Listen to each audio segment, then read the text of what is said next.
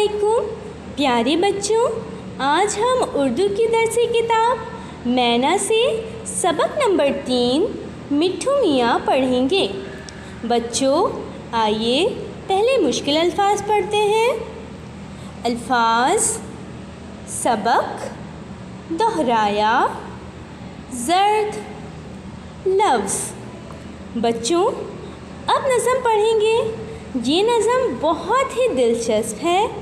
इसमें एक छोटी लड़की अपने तोते को बोलना सिखाती है।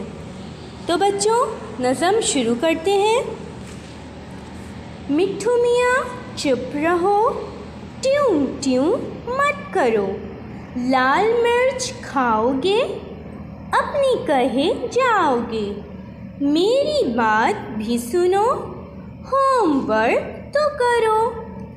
कल सबक पढ़ाया था, आज तुमने दोहराया, चोंच में क्या दर्द है, रंग क्यों जर्द है, दाल खाना कम करो, ट्यूं ट्यूं मत करो।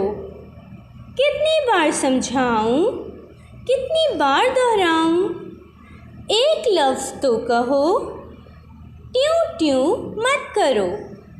क्या कहा सुनो ज़रा, मुन्नी बीबी कह दिया, वाह वाह वाह वाह, मिट्ठू मियाँ खुश रहो। बच्चों, अब आप इसे ज़बानी याद करें और अपनी कॉपी पे ना लिखें। शुक्रिया।